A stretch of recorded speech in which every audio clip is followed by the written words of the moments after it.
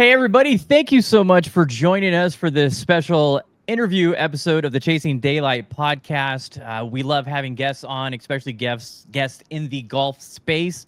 And today we have Mr. Bernerd Garsen, famously known for Garsen Grips. How you doing this afternoon, sir? Matt, I'm doing great. I'm happy to be here. Thanks for having me on. Yeah, well, thanks for joining us. We've been trying to get you on the show for a couple years now, and just, you're a busy man. You're a busy man. So I want to start. I like starting all the interviews off by giving the people who may not know you or know your story a little bit of background. There's a great page on the Garson website on the About page that talks a lot about how you started. I wasn't aware that you were a model. Oh, yeah. 25 years, So, yeah. Yeah. From model, I guess I've heard the comment from model to mobile, Model. I like that. Yeah, did you ever think about when I was doing modeling living in Europe that I'd be back involved in the golf business and designing grips is pretty crazy. Yeah. Yeah. Well, let everybody know how you got started in the golf space. We can fiddle around with the modeling if you want, but what got you into golf, and how did that lead to owning a grip company? Well, it all probably started back when I was around 10 years old. I started playing golf with my father. And next thing you know, I'm out there, playing with him and all his buddies. And I'm sitting there on a weekly basis. What am I doing playing golf with all these old men? There's no I'm not out hanging out with my buddies playing golf. So I got out of golf at about 14. I got on the motorcycles. I started racing motocross. I raced professionally for a few years, and I crashed and banged up myself pretty good, fractured my skull, messed up my back, broke a few bones and all that. So I kind of gave up the motocross and I got back into golf and just kind of playing around, but my swing wasn't as good as it was. So I, ended up going out one night with a few of my buddies. We went into a bar and they were having this contest, and I entered the contest, and this photographer came up to me and said, "What, have you ever thought about, maybe doing some modeling?" And I'm like, "No." So this is, well, what would you like to get some pictures done? So I went, built a portfolio. I went around a couple agencies in LA when I was living in LA, and they said, "Well, if you really want to get started, you got to go to Europe." So I packed my bags and I went to Barcelona. I was there for a week and I actually tore all my ligaments in my ankle in a fashion show, believe it or not. I didn't want to get into that story. Motocross the runway crash. Right. So I went back home, and for the following year, I moved back to Europe. I was there pretty close to 8 years, traveling throughout Europe, Italy, Germany, France, Greece, Spain, lived in South Africa for a year. And yeah, so, wow. And then while I was living in Europe, a friend of mine was a tennis instructor at one of the high-end golf clubs in Massiabach out in Barcelona. So he says, "Oh, you know what? There's a golf course out here. You want to teach me how to play golf, and you can play golf for free." And I'm like, "Sure, why not?" So I took the game up again and started playing, and it was a lot of fun. And I moved back to Miami in '95. Started modeling there and doing a lot of cruise line work and just a lot of commercial work. So then after 9/11, the industry kind of died. So I went to work out at Doral, and within 6 months, I was running all the golf outside operations. So I was in charge of the golf, and I think, well, I'm out here, I might as well start playing golf again for a while. So I started playing golf, and that was just kind of like, a daily, weekly thing to hit golf balls, go play golf once or twice, and that was it. So then there was a group of a production company. I was doing an infomercial, Jim McLean. So I stopped by to talk to him. They told Jim, "Well, we know this guy. He can obviously speak on camera. Why don't you have him get in your infomercial?" Jim says, "Well, I know you, but can you hit a golf ball?" I said, "Yeah, I can hit a golf ball." So, we did the infomercial, and then after that, Jim's like, "You can get it around pretty good. What are you doing working out here?" He goes, "How old are you?" And at the time I was in my mid-40s. He goes, "Well, what's your story?" And I told him the whole thing. He goes, "Well, what about the Champions Tour?" So I thought about it, and then a couple years later, at the time, my wife designed a line of acrylic furniture for Robin Stuckey, which is a big furniture store in Florida. I started doing all their TV commercials and their catalog work and everything else, and I got to talking to the owner about Champions Tour, and we talked about possibly doing a sponsorship deal where he was going to pay me to stop working and just play golf to have a chance for the PGA Tour, the Champions Tour, which we did do. And then 3 days before my last day at work, a battery charger fell on my head in the cart barn. Oh, no. Yeah. So that put me back in the, 4 herniated disc in my neck, concussion. Oh. I went through 2 years pain management, 4 epidural shots, physical therapy. So golf game kind of went to shit, basically, So after that, I became an instructor. I started teaching golf, became an assistant pro. And as a kid, I always putted differently. I always putted my hands more open on the side of the putting grip. So I was incorporating that in teaching people, like, I understand what you're talking about, but it really doesn't feel comfortable because there's not a permanent place to rest my thumbs like the flat spot. Yeah. So I went home one night and I cut apart 3 grips and glued them together with shoe glue. And that's how I came up with the first edition of the edge grip with the 2 edges on the side where your thumbs go on each side. So I glued that, taped that to a putter shaft, and I was trying to show that and incorporate that with teaching people. Like, man, this is great. Where can I get one? I'm like, well, this is the only prototype there is out there. So I found an investor, and before you know it, I was on a plane, went to China. And within the first year, I went through 5 factories trying to produce my product. Every factory that I sent the grip to was sending it out to another factory, and the same factory is manufacturing the grip every time. Yeah. So that wasn't the hard part. I ended up working out the production end of it. So then after getting that, trying to get this approved by the USGA, I went through 7 submissions to get my first grip approved, which took 2.5 years. 7. And it's not like they tell you each time, this has to be done, it has to be done. They don't tell you everything at once. It's like, well, this isn't conforming because of this. This isn't conforming because of that. There's always just something a little variable and very small. And I think the most interesting about it was because it was something so different in the beginning. I think they really didn't know what they were looking at. So after the 7th submission, I finally called Carter Rich and said, hey, listen, what's going on? Are you ever going to approve this, or are you just jerking my chest or what? Because every time I had to get it resubmitted, I had to do new tooling, new molding. It wasn't just something that could be done easily, So it was a big cost process to go through all that. But I ended up, persevering through all that, and I got my grip finally approved. And then next thing you know, I'm out on tour. Took the grip out on tour, which was another chore, getting out on tour. You can't just pack your bags and go stand on the putting green. There's all the politics of getting on tour as well. You've got to have a player using your grip, but if you don't not on tour, how can you get a player unless you know somebody? So I was fortunate enough to know Fulton Elam's daughter. And she got it in her father's hands. So he was using it on the Champions Tour when he was playing. So I was able to get him to sign an affidavit that he would put the grip in place. So that got me rights to get a credential out on tour. But once you get a credential, doesn't mean you stay out on tour either. Yeah. You have to have so much appearance on the Darrell Survey, which is a company that goes out there every week and they mark what is in the players' bags. All the equipment from the irons to the, to the drivers, to the shafts, to the grips and all that. And that's a whole process as well. What's the percentage on the Darrell that you have to have? % here have play your product in play. But, as of now, I have over 85 wins on tour. So it's not that bad, but they also incorporate that with all the tours, the PGA.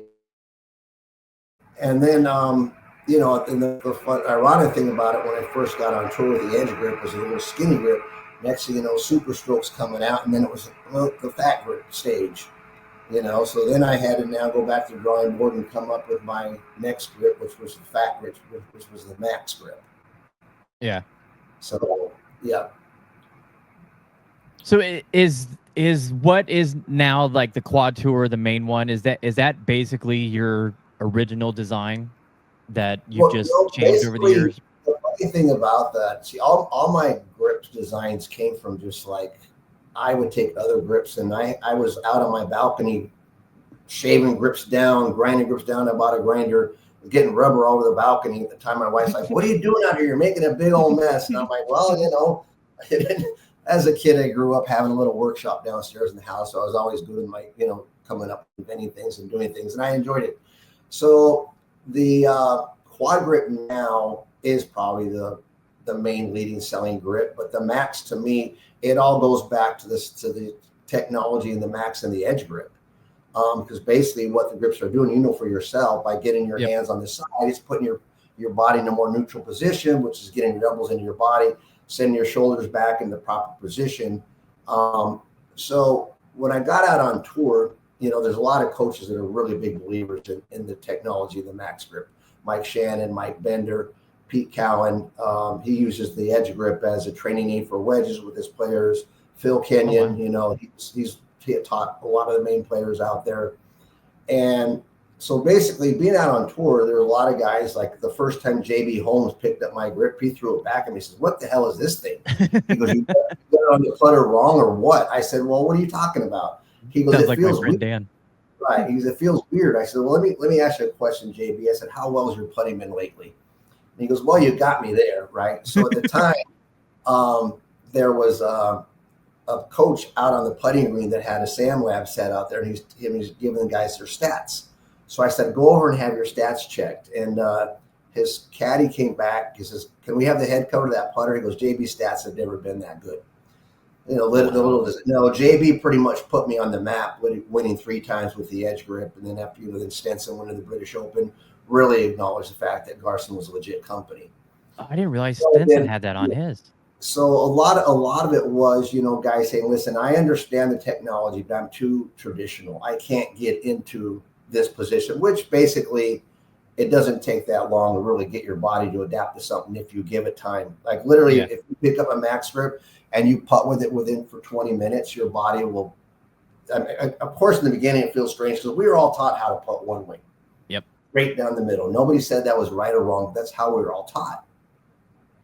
But, look at all the swing changes now in golf. I mean, everything, there's so much technology based with everything, and it can all be proven with the technology that's out there, how much better things are for you.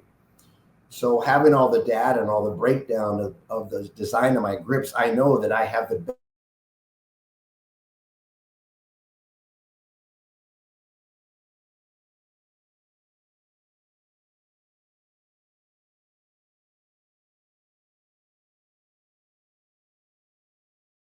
best design putter in the business for body. It gets me time to market. It's just that being a one-man band and doing this all on my own, I don't have the resources that some of these bigger companies have to do all the marketing, promotion, and pay off players to be out there in my grip. Pay players for wins, give them Rolex watches because they're winning with the grip. Paying off coaches to keep them in a grip. I mean, there's the politics out on tour. It's there's a lot more that goes involved than just being out on tour. You deal with so much out there. It's unbelievable. Have you ever been approached by some of the bigger brands and been basically like, "Get the hell out of here"? Well, it's kind of in a way, I know that I have been sabotaged by companies putting my grips on product to kind of make my grip look bad by putting it on crooked, not putting enough tape on the grip to make it move. There's so much going on. I don't want to mention names or. Oh, of course not. No, yeah, of course not. But it is good to know that I'm also now doing co-branding for some of the top manufacturers out there, the top brands out there. So that's good to know that they're believers in my technology. And, yeah. So, I mean, right now, I probably have not just the top brands, but I mean, constantly now a lot of these new smaller boutique putter companies are reaching out to me for, custom branded grips, which is a lot of fun to get involved. Oh, the Coggin stuff is amazing. Oh yeah, his grips are great. I love his design. And it's so good. Just in the last month, we've probably aligned ourselves with 6 more brands out there to get more marketing going on the custom branding, and just constantly now it's getting bigger and bigger. But the best thing about it too is like we're not asking for a major amount of quantity. Yeah. I've got it set up where if you want to do a custom grip, you could do your own custom branding for only 100 grips. That's amazing. Not asking for thousands. So yeah, that really helps those smaller brands. Oh, right. Yeah. Mm-hmm. I mean, have you talked with Dave Frisch from Goodwood? We're big fans of the Goodwood putters around here. We did reach out together. I know he was really interested in my TPE grip, the rubber grip. But see, like the rubber grip, you'd have to do a whole new tooling, whole new molding just to change the logo. It's not the same as just being able to do a 250 art layout for producing a grip. And the price point on doing a new mold is a couple $1,000s just to get started. So it's kind of like, that's kind of deters people from wanting to go in that direction. That's what I'm saying with what we're doing with the lower quantities. It really helps. Right. Yeah. Yeah. Yeah. It's nice seeing more and more pop up on the boutique side of it. But let's talk about the tour wins. Okay. You said you have 85 tour wins now? Over 85, right? Yeah. Mm-hmm. And Lydia Ko, would you say she's been your most loyal? Is that the right word? Player? Loyalty, I would say Henrik Stenson's still in my grip, even though he's on the Live Tour. He's, won the first major with the British Open. And that really put Garson on the map, let people know that this company was for real, and really got me a lot of recognition and accountability and appreciation out on tour, where I was respected a lot more. Tony Finau, every one of his wins are in my grip. Yep. He's been going well with me. Actually, I'm really excited to do the Tony Finau Foundation process, where portions of sales go to his foundation. And Lydia Ko, not only being loyal, she's been probably the most prominent lately, after winning the gold medal with the Quad 15 that I designed just for her. And then after winning that, she won 2 tournaments in a row. So she won 3 tournaments in a row when she got back into my grip, because the putter brand that she was using got her out of the original Quad Tour, got her into the longer grip, which, then she contacted me and says, well, do you have a longer grip? And I'm like, I do now.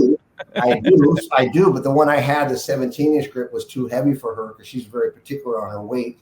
So I went and met with her at the Annika tournament last year, and we developed the 15-inch grip. I cut apart a few grips, made her a 15, a 17, and we settled on the 15-inch Quad Tour. And now I'm in the process of redesigning another 15-inch grip for her, another quad, the Quad Pistol design, which is a little narrower in profile. So I'm always sending her grip. She's always tinkering. Like this week, I've got 3 different companies reached out for me for her grip, because she's going through another putter experimenting again. So yeah. Pros, man. And it's great, because it's always like, hey, can you send me some grips and overnight them, please? I'm like, oh, sure, don't worry about it. And it cost me $125 with FedEx. I'll get them to you. It'll be nice if you send me your FedEx account, but what am I going to say? Yeah. Oh, that's funny. And so let's say this. What tour represents right now your most players? The Corn Ferry Tour right now. I have quite a few guys out there, which is always a good stepping point. It's like, Absolutely. At one point in time, I had over 22 guys on the Corn Ferry Tour. So, and honestly, for me, I travel all the tours on my own. So I go from the PGA Tour, the Corn Ferry Tour, LPGA Tour, and it's kind of tough because not being out on every tour, like I say, like some of these other brands that have reps on every company, on every tour, they have visibility on every tour and every time. Like if I leave a tour for a couple of weeks, it's almost like out of sight, out of mind. Some of the other brands will attack my players and say, hey, Garson's never coming out here again. We heard the company's folding. You should get yourself into this grip, that grip. And then it's kind of like, oh, yeah. So it's been a battle, but, it's been a battle that I'm still pursuing and not going to quit, because the company's just getting bigger and bigger. And it's like, the tour wins are proving it. And the thing about it, too, it gives me a lot of satisfaction to know that I'm not just slapping a new name on a product and changing the color scheme and still saying I have a new grip. Yeah. It's kind of like the fact is I know that my grips are, like I said, all technology based, and I can prove it. I'm not just designing a grip just to put my name on it and get it out there. I go through a process of every time I design a grip, I work with some coaches. I get all the data to prove that it's working. I take feedback from players as well. That's like all the R&D out there. I'm asking, what would you like to help me design this grip? Like, when the Max 15 grip first came out, that was designed for Tony Finau, which was his first win at the Puerto Rico Open, because his hands are so big. His hands were falling off the bottom part of the original Max grip. And then from the Max grip led to the Ultimate grip, which was designed for him. And now recently just launched the Ultimate 17, which is becoming a really big seller with a lot of people that are in the lab putters, which thanks, congrats to Sam for just selling his company for $200 million. Yeah. That would be nice, Right? So, I mean, come on. No, I remember meeting Sam when he first got out on tour, and it's, it's an uphill battle, man. Because I tell you, I mean, I can't tell you how many companies I've seen come out there and try and launch a product on tour, especially in the putter business, the putter side of it. I mean, that is very, very, very tough to even try. It's not easy. It's not easy to get a player and a putter out on tour. No, They're so particular.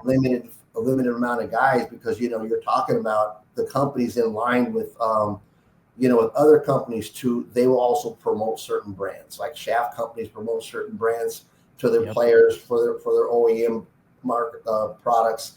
And it's, a lot of it goes as well as like putter brands come out there, and it's like, if you're under a contract with somebody, more than 9 times out of 10, you're using their putter too. So basically, the only companies that aren't really pushing you as a putter are Strixon and PXG. Yeah. If you're in a contract with Callaway, you're using Odyssey putter. With Titleist, you're using a Cameron putter. TaylorMade Spider. Yeah. So it's really, but for me, even though it's a grip, you don't think it's going to be that difficult to be out there. It's pretty difficult too, because as I said, there's, these companies being aligned with other companies. They're paying players out there to use their grip. They're paying coaches to promote their grip for them. They're giving them bonuses for wins to get a men's and ladies Rolex watch for using your putter grip. It's like, hey, I'd love to do that, but it's like kind of like it kind of baffles me because I'm thinking, to get a Rolex watch, it's like, dude, you just won over $1 million friggin' dollars. What's more important to you? Something's going to make your game better, or getting a watch? Right. And getting a watch that I heard is fake anyway. So what's the because I mean, literally, think about this. I mean, everybody knows how difficult it is to get a Rolex watch. You just don't walk in the store and buy a Rolex. No. And you just can't walk in the store and find the one you want. So, for instance, if you have 4 wins on tour in that week on all the tours, how are you going to walk into a Rolex store, I don't care who your connection is, and buy 4 Rolexes? Yeah, that are personalized for them. If you're dropping, 50 grand or more a month, that's, do the math.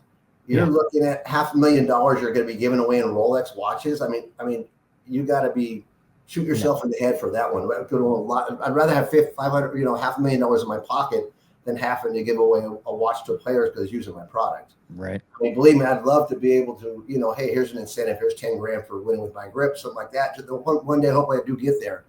But like I say, it's like, if you're going to give away a product, I mean, give them a high-end product. For what I know, the watches are like the lowest brand level there is in Rolex. And as I said, it's a men's and ladies watch too. So, yeah. And it's just kind of weird that how during COVID that the company wasn't able to get a hold of these watches and give them out. As far as I know, Rolexes weren't produced in China; they're produced in Switzerland. So, and if you were buying that many watches, you'd be getting directly from the factory. If you ask me, that's just my opinion. Yeah, I'm not really putting anything out there saying that this has actually happened, but this is rumors that I've heard out on tour. It's a lot of it. You put it together, and I find it hard to believe. It's crazy. It's crazy. Yeah. Do you think the putter grip market is oversaturated with too many designs? Yeah, in a sense. A lot of companies now are coming out with, they're just coming out with too much. I mean, the 21-inch grip, the 17-inch grip, this, that. Arm lock, claw. And it's just kind of like, not only is it a putter grip market, the putter manufacturers themselves. I mean, on a weekly basis, these companies are coming out with what did Bernerd come out with this week? 4 different designs. Well, I work for Callaway. I'm a fitter for Callaway. Right. I do part-time work, right? I'm a club fitter. And when I found out we had 30 SKUs of Odyssey putters this year, I was like, wow. Yeah. And that's what you see. It's insane. You don't see all the new stuff that is out on tour that they're trying to promote. Oh, yeah. Right, yeah. On a weekly basis as well. It's insane. It's just, it baffles me. That's why I'm saying it's like how they push their product out there to players. It's like, let a player play with what he wants to, but I see it out there so much that they're just constantly pushing these new products on these guys. It's like, and I feel that the guys that are more successful are guys that haven't really changed, that stay with what they've been in for so long. And I think when you get a guy that's in that routine of constantly changing, he's not going to go anywhere. I mean, granted, there is lightning in a bottle. I had Brandon Steele put my grip in play the first week and went out and won with it, and I just look at some of these guys and I say to myself, first of all, if you're going to make any type of change, working with Mike Shannon, he says, you've got to give yourself 6 weeks. Absolutely. You've got to take the good and the bad, but you've got to put yourself 6-week commitment into it and take a look at, well, is this benefiting me or not? And if not, then you make a change, but you're not going to make a change and just go out and play 4 rounds of golf in it and expect it to be, know that it's going to any better or not. Because, we both know good players have bad days, whether it's off the tee, whether it's, their irons, whether it's with putting, chipping. There's nobody that's been out there. I mean, granted, for Tiger's as perfect he was with everything he did for so long, I don't think we're ever going to see anybody else win 7 tournaments in a row. No. That'll never happen in a lifetime. But I mean, look at the dedication he had, and he never switched. Ever. No. I mean, I think he's probably still using the same putter. He's, he play with the same grip style. Everything's the same. He's not. Well, he had that Nike phase, but those things were so closely resembled to what he was putting with anyway. So. Well, even though there was the Nike phase, they were blueprints of what he was playing with when he was playing Titleist irons. He just had the Nike brand on it. Just had a logo on it. Right, and that's basically what's going on out there now with all these companies. They're all just copying each other when it comes to putter manufacturing and slapping their brand on it. Yep. I mean, it's amazing if you look at it, what innovation it really is there out there. Like with the no torque putters that are out there, it's amazing now how actually no torque has been around for a long time. Long time. The backstrike was one of the first. Company who had success with it and being very popular with it. Now everybody wants to try and get back into it. I mean, which, in a sense to me, I do say more power to Lab for what they've created. I do think out of the no torque brands, it is probably one of the most intricate putters of them all because of all the weighting, the premier weighting and everything else. That really makes a big difference compared to how balanced it out is. So I had a great conversation yesterday with Liam, who works with Lab. He's a tour rep out there and also runs the tour department in the office. We had a great talk about this, and he goes, we're really happy that all these companies have been copying us. It's just giving us more recognition because it just proves to us how good our product is. And I'll be honest with you, there's been companies out there that have gotten close to my designs, and that's the problem with the designing of a putter grip.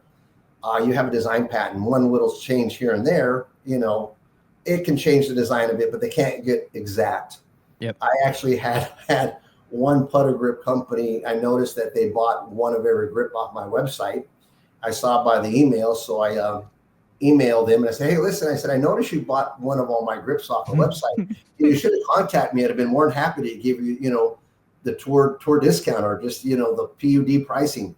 He goes, well, no. I just really want to support your company. I'm really happy to see how successful you are. So I wanted to reach out and buy some grips. Sure you do. And I'm like, oh, really? Are you sure you're not trying to knock me off, LOL?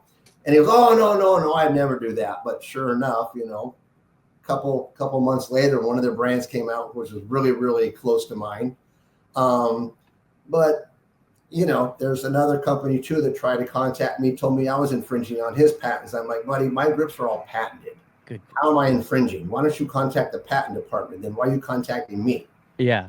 And so it's like I've gone through so many battles, companies calling my manufacturer in China that I was producing my grips with the company at the same time as they were. And they tried to tell the company they couldn't produce my grips because I was infringing on their patents. And, my patent attorney had to send the letter. Well, if you would have done your homework, you'd notice right away that we are not infringing. We are patented. There is no infringement here. But next time, if you have any issues, reach out to us. Don't try and threaten the company, the manufacturer in China. It's like, and they were, Bernie, we can't make your grips anymore.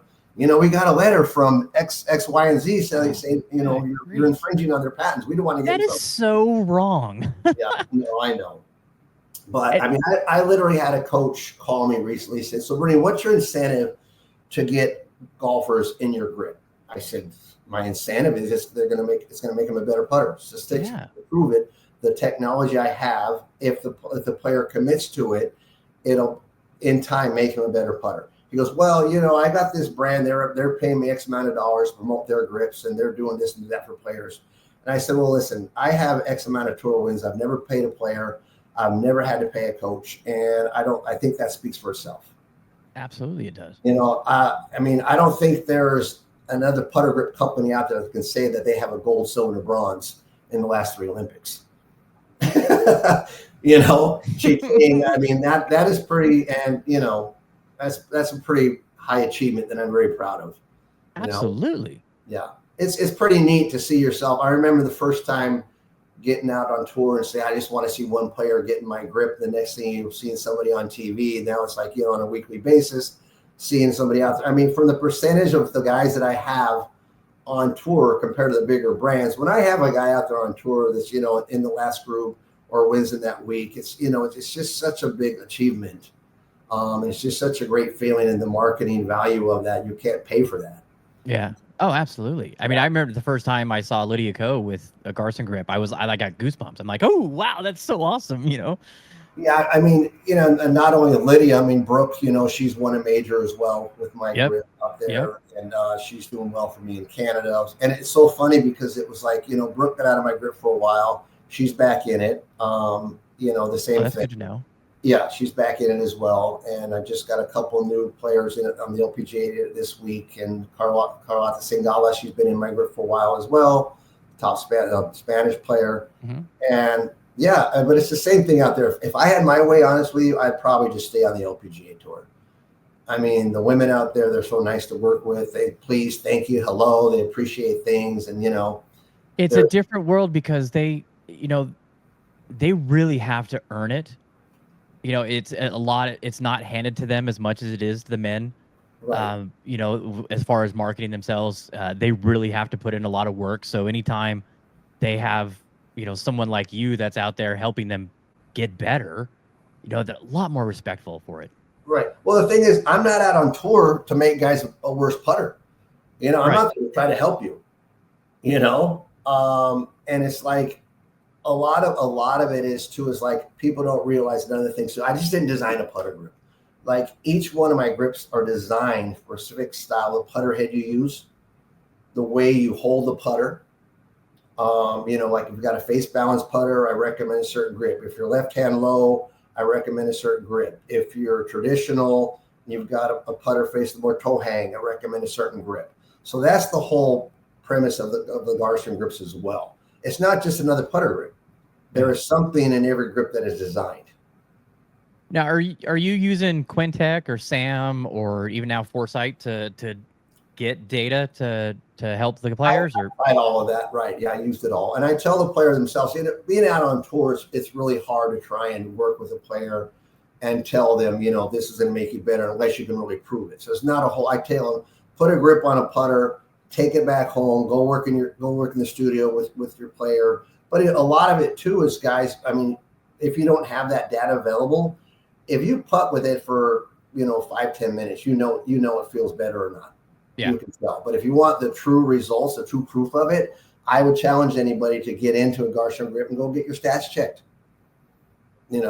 Absolutely. And like I said, I will guarantee it because I've got all the data, and I've had studies done with players, coaches doing studies with my grips compared to other grips and how much better mine perform. I will back my grip 100%. I'm telling you, it will make you a better putter. Just like, this driver is going to make you hit it 10 yards further. Why? Because we put a different paint scheme on it and we're calling it something new. And that's another, the whole thing every year, these companies coming out with these new clubs, and then the shaft market. It's such a crazy market where, and you and I both know, you go out one day, you feel great. You're hitting the ball like you never believe. The next day you go out, it's like, what am I doing out here playing golf? Yeah.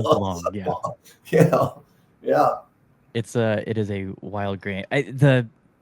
The dirtiness, that still troubles me. How what these other brands that are out there are willing to sabotage. That is good grief. It's much like the lab validation of people creating zero torque putters. Company trying to sabotage your company is validation, that you're doing something right. Right. No, I know. I'm, it used to bug me. But now I'm very happy about it because it just proves to me that I'm doing something right. And, I'll be honest with you, I'm one of the, I am definitely the smallest brand out there compared to some of these largest OEMs. And to know that I'm, up there in the top 3 for the amount of grips being used on the PGA Tour is a pretty good satisfaction, pretty good feeling. As I said in the beginning, I got an investor, which within the first 6 months bought him out because they were just trying to, like I say, sabotage. I found out they were just trying to bring the company down and thought I was going to be able to buy them out and pay off the patents because, they tried to sue me. And, granted, I had to pay back the money they invested and start all over again. Had I wished I would have looked at myself now and done it differently, I would have. But that's what happens. Wow. To know now that I started with one grip and now I have 11 different designs, and out of the 11, I believe 8 of the designs have won on tour. That's amazing. So, I mean, it's pretty exciting to know that, the one of the first times a player puts one of your grips in play goes out, not only wins, but wins the gold medal with your grip as well. The gold medal special. It doesn't happen every year. It doesn't happen every year. That's once every 4 years. Yeah. And so having Lydia's the gold and the bronze, and Henrik won the silver with the max grip, and each one's with a different grip. So it's pretty cool with that too. Yeah.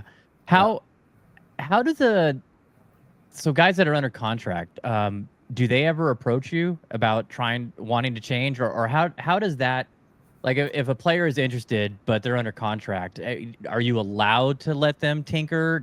Is there rules for that? Or with putter grips, they're not under contract, but it's crazy how just because, like I said, certain companies out there are offering perks to use their putter grip, how that'll stick in guys' heads. And not only that, it's like some of the OEMs out there will push another brand more because they're also getting kickbacks to do that.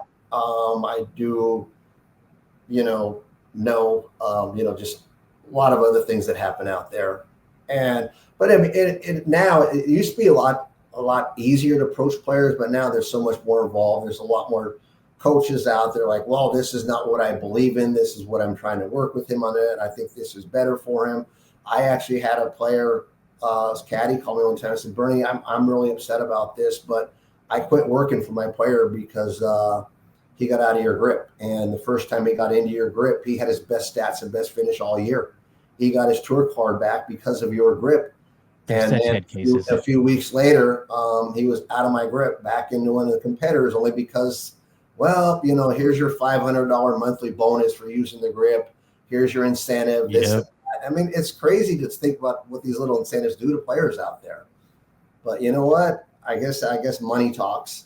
And I mean, that's one of the things that bugs me about LIV is there's no, golf has always been a game where if you are good and you are talented and you're charismatic and you go out there and you work hard and you win, you earn it. No, right. You earn it. Nobody goes out there and plays like ass and earns it. You have to win. You have to play. Right. And that's kind of what bugged me about LIV is like, you're taking the grind away from it. And you look at a lot of the LIV players now that just were amazing golfers 3 years ago. Cameron Smith is a big person that I look at. This was a guy that was at the top of his game. Right. And the drive to win has just been removed from him, in my opinion. Oh, if they're getting paid, no matter, there's no cut. They're out there making money, making a lot of money. I'm curious to see where it's going to go. We've all been hearing about this going back together. But then if that happens, I'm just curious to see what's going to happen. How are you going to bring back these top players and put them right back in there, the thick of things, where you got a guy that's in the top 70 to play in the elevated events, and they bring back 10 LIV guys. So what does that mean? Bye. Bottom 10 are gone. Yeah. And which I think if you want them back on the PGA Tour, make them go back to Q school. Yep. They have no status on tour. Yep. if you really want it that bad, as you're talking about the drive, if you really want to get back on the tour, you're not happy with your decision, fine, go prove that you really want to be out here and put the work back in. Yeah. Because I mean, you've got all these young kids out there now that are striving to get on tour and have been putting in the work. And then it's like, and it's getting harder and harder every year. Like, this last week at Greensboro was the last Monday qualifier. Yeah. There's going to be no more Monday qualifiers for guys that, live in the dream, go out there, go on a Monday qualifier. They get into a tournament and they end up finishing top 10, top 25, and they get to play in a couple of events or whatever. That's gone. Yeah. And so it's going to be really strange to see what's going to happen if it ever does coincide where the tours do come back together. One of my favorite stories, and I've talked about this on the podcast before, but Ryan Moore played at UNLV, local guy, so of course, big Rymo fan. But he got a big paycheck from Paying coming out of college. I mean, he had one of the greatest amateur years ever, and he signed a huge contract with Paying, and he went out there and he said, he admitted it, that my desire to win was not there because I had the money. I didn't have to go out and earn the money. Right. And so he lost his game. Yeah. And he came to that realization and then went straight independent. He was playing Adams for a while, and just whatever clubs he thought made him play better. And he got his game back. And he solely said it was, I got clouded by money because, the desire to have to go out there and earn money for my family was just gone.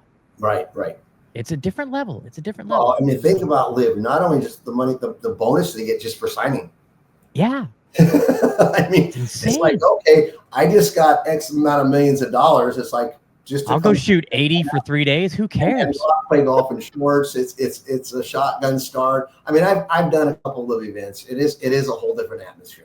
Oh, the one in Vegas we went to because we're golf nerds. Right. Of course, I love golf. I'm not a big fan of Liv, but I'm a golf nut, so I'm gonna go watch golf no matter where it is. Yeah, but yeah, it's insane because I know all those guys that are out on tour. I've got a number of players out there that have been in my grip, have won in my grip out there, and it's like and it's like just their level. You can see how they're just so much more laid back out there. It's like and but yeah, start to think like you're saying the money. What John Rahm get $400 million just to join. Oh. Think about that. How many people in their lifetime with their whole family? He could have bought Lab twice. Right. Yeah. Exactly. So. Hey, so are your grips available in retail? Yes, they are. We're in All Club Champions. We're in a lot of specialty shops. You can go on the GarsonGolf.com and look at our website, and it'll tell you where they're available. I mean, I was in PGA Tour Superstores, but be honest with you, that's just like being lost. You walk in, there's so much presence from another company, and my grips are in a little bin, and it's just kind of like, and I mean, and I'm on another retail side. I can't tell you how hard and how long I fought to get into the big retail stores too, because one brand was paying off, people to keep smaller brands or my brand out of the stores. Wow. I've fought an uphill battle, and I'm really happy right now to work with Andrew, who's on board with me, who's like my managing director of the company. Mm-hmm. I met Andrew through, he was working with another company that I was involved with. They were handling all my marketing and distribution. And that went well for the first year. And then they tried to acquire part of my company, and the deal didn't go through because I wasn't going to give up 40% of my company for what they were offering. So they kind of just like let the company go on the wayside, and really, it was rough. And Andrew's been on board since December. He actually worked for the other company, but he was fired through email when our contract ended. And I tried to get out of the contract, but my attorney's like, well, you know what? It's going to cost you more to get out of the contract than just letting it go through for them. But it really put a damper on the recognition of Garson. The social media was crap. It was like, but they had the contract for social media. So I'm very happy now with my marketing side. Jeff Walker's doing a great job with Andrew. They're doing weekly stuff, weekly promotions, getting a lot of brand recognition out there with a lot of coaches, and I'm seeing a lot more presence now on Instagram. People doing some videos themselves, showing them changing grips on the way how I change grips out on tour. Where I'm The cutting tour off van videos are great. or I'm cutting off a super stroke and throwing it away. I see people doing this, and it's like, I've been approached. Oh, you shouldn't do this. I'm like, why not? It's a free world. It's like, I'm very proud where I'm taking off a putter grip and putting on another putter grip. Absolutely. I've been through a lot out there with, like I was saying, with things that I've seen happen to me, things that have happened to me. I have no shame to admit that I have a good product. It's just that, as I said, the politics out there, I don't have the resources to put millions of dollars into marketing. If I did, my goal is just to, one day be the number one putter grip company out there. And if I just continue on the road I'm down, keep doing what I'm doing, it's feasible. I know it is, because, like I said, I can't think of another individual company out there that has 85 tour wins. I'm actually doing some custom grips for the big company in Japan. They're like, well, this grip company is giving us their grips at this cost. I'm like, yeah, well, that's that grip company. How many tour wins they have? Yeah. That's why you're going to pay more for a Garsen grip. That's why you're talking to me. Because you have a lot more to go by. I said, can they claim they won a gold, silver, and bronze in the last 3 Olympics? They have 85 tour wins, so no, you have one tour player out on tour that uses your grip, and it's, and he's actually not even on the tour. He's on the live tour. Yeah. No, yeah. Is the Garson semi-truck tour van coming? No. No. That's another whole nother story. Trying to get a truck out on tour is almost impossible. I mean, believe me, for what it cost me to be out on tour, you think it might be more feasible to get a truck. Between the tours alone, just to be out on tour, between the Corn Ferry Tour and the LPGA Tour, the initial cost of me, my credential and everything for the year is close to $15,000. Wow. That's dropping that every first year. That's not included then the travels throughout the year, the airplanes, the hotels, the rental cars, the meals, and all that. That's just to get started. That's just to get started? That's to have space on trucks for the trucks to carry your bag, to be able to work on the trucks, right? Yeah. Wow. And for your credential. So the trucks that you are shooting those videos out of, is that like a PGA? Yeah, that's the Wilson Tour van. The Wilson Tour van? Okay. I travel. My bag is carted around every week to week with the tour van. So when I first started, I was carting my bag from tournament to tournament. I didn't have a place to change grips. I was going out back. I used to bring a little bottle of solvent and a razor blade knife and tape and do it myself until believe me, yeah. That's crazy. So is that a partnership you have with them, or is it just I pay to be on the truck. I pay for the space. The same thing like the Corn Ferry Tour truck. I pay, a yearly fee to be out there, which gives me, they do the same. They cart my bag around. I have the rights to work in the truck. I have a drawer for the grips and all that. Well, that's good. Yeah. That helps. It helps. That helps big time. But it's like knowing when the first year comes on, there goes 15 grand. God, that's crazy. A lot. Yeah. Man, that's crazy. Yeah. All right, you said something earlier that I wanted to come back to. You said that the guy at the golf shop or where you worked said you potentially senior tour. How good of a stick were you? I was pretty good. Don't look at him being bashful. Yeah, and it's funny because I recently, because I had shoulder surgery a couple years ago, I recently gone back and I'm playing. I can get around in low 70s still, and that's just playing once every couple of weeks. That's not even like consistently hitting golf balls. And all right, you were a stick. We went out a couple of weeks ago, and I think I shot 4 under on the back 9. I had a chance the other day. We were out playing. I was 3 under coming into 6, and what do I do? Double bogey, bogey, bogey. But still to shoot, 1 over par. And I'm 66 years old.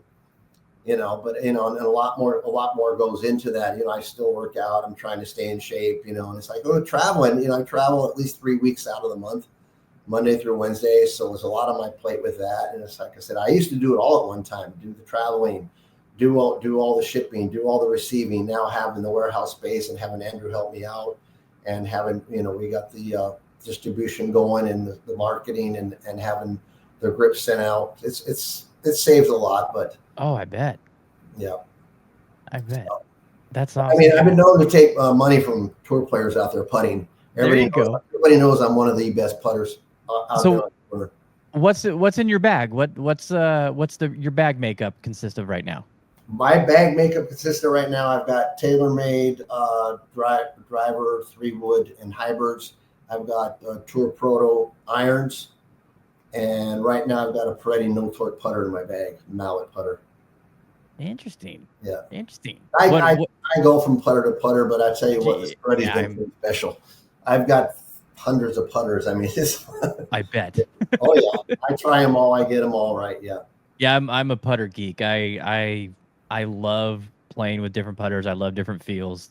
This Goodwood that I got right now, though, it's the honeymoon phase has lasted a couple months, and so it's not going anywhere anytime soon. Yeah, I know. I've tended to do the same thing. It's like, let me try this one this week. But now this one's been in my bag for a while, and I feel really comfortable with it. And the funniest thing is about it, no matter what putter's in my bag, the original design, the Max Grip, is my grip of choice. Is your grip of choice? Yeah. I mean, they're all great. I mean, so the whole philosophy now with the quad grip, it's the same technology of the Max, but more traditional. And the Max is the one that has a spine down the middle, right? Yeah, exactly. The one that's shaped like that. So it gets your hands open up. So it's basically, hilarious. The shape of the quad is getting the same position, but with your thumbs on top. It's, like I said, getting your elbows in. And the best thing about the grips is if anybody that knows it, they know that there's no breakdown at impact. Like if you get tense with your stroke and squeeze the putter grip at times, the putter's going to go left or right. But with the Garsen grips, the design allows your hands to stay more stable no matter what grip pressure you put on the grip. That's good to know. Yeah. Yeah, I have a couple of those, the Max grips on some putters, and my buddy Dan, who's on the podcast, is a really good putter, and I handed it to him one time, and he was like, get that out of my hands. I said, yeah, it's not for everybody, but you got to try it. Yeah. Okay. Right. It's not for everybody. It feels different in the beginning, but just give it some time. What was your thoughts on the Lambkin sell to Super Stroke? Did that catch you by surprise at all? I know Super Stroke's been trying to get in the swing grip market for a long time. It's hard to even say what the wholesale was about. No comment. I have my thoughts, but no comment. We'll save face. All right. Well, so what do you want to get into what you're doing outside of golf? No, I'm just getting into a new venture. We could talk. Well, I'm designing another brand, getting into a new sport, but it kind of taking some of the golf technology that I've learned and putting it into something else that's out there.